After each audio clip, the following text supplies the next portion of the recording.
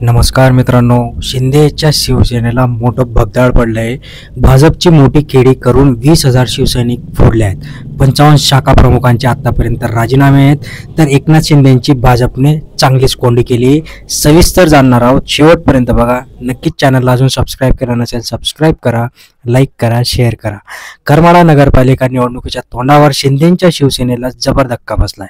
त्याचं कारण म्हणजे या ठिकाणी जवळपास 55 अधिकारी आणि 20,000 सभासद नाराज असल्याचं त्यांनी एकाच वेळेस राजीनामे दिले। हे राजीनामे पक्षश्रेष्ठींपर्यंत पोहोचले जाणार असल्याची माहिती आता देण्यात येत आहे।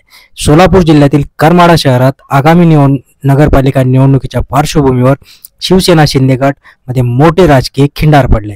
माजी आमदार जयवंतराव जगताप यांची शिंदे सेनाच्या नगरपालिका निवडणूक प्रभारी पदी नियुक्ती होताच विद्यमान शिवसेना नेते दिग्विजय बागल यांची समर्थकांनी आक्रमक भूमिका घेत सामूहिक राजीनामा दिला। या राजीनाम्यामुळे शिंदे सेना शिंदे गटाला आगामी निवडणुकीत मोठा धक्का बसण्याची शक्यता निर्माण होत आहे।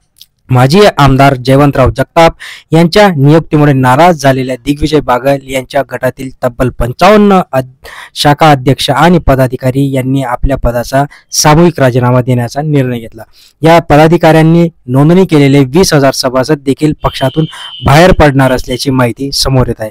सर्व राजीनामे पोस्टाने पक्षश्रेष्ठींना पाठवण्यात येणार असल्याचं पदाधिकाऱ्यांनी सांगितलं। हा निर्णय शिवसेना शाखाध्यक्ष आणि पक्षाधिकाऱ्यांना झालेल्या बैठकीत घेण्यात आलाय। सामूहिक राजीनाम्यामुळे करमाळा शहरातील शिंदे सेनाची ताकद कमी होण्याची चिन्हे इथे दिसत आहे। विशेषतः नगरपालिका निवडणुकीच्या तोंडावर हा मोठा धक्का मानला जात आहे। एवढंच नाही तर सोलापूरचे पालकमंत्री जयकुमार गोरे यांनी बागल भाजपचे प्रवेश करतील असे संकेत देखील दिले। दिग्विजय बागल यांनी यापूर्वी शिंदे सेना म्हणजे करमाळा विधानसभेची निवडणूक लढवली होती, त्यामुळे त्यांचे समर्थक मोठ्या संख्येने पक्षात कार्यरत आहेत।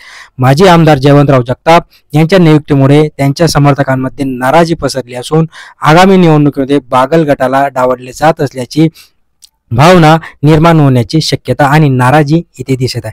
याला कारणीभूत म्हणजे भाजपने मोठी खेळी करत आता या सगळ्या लोकांना आपल्याकडे वळवल्याचं दिसत आहे। त्यामुळे एकनाथराव शिंदे यांची कोंडी करून देवेंद्र फडणवीस हे बाजी मारणार असल्याचं दिसत आहे। कारण की आता महानगरपालिकेच्या निवडणुका आहेत आणि निवडणुकीच्या तोंडीवर असं घडणं हे काही एकनाथ शिंदेंना परवडणार नसणार आहे। तुम्हाला काय वाटतं मित्रांनो, एकनाथ शिंदेंना हा चांगला सबब आहे का नाही? नक्कीच कमेंट बॉक्समध्ये कळवा। चॅनलला सबस्क्राईब करा, लाईक करा। धन्यवाद।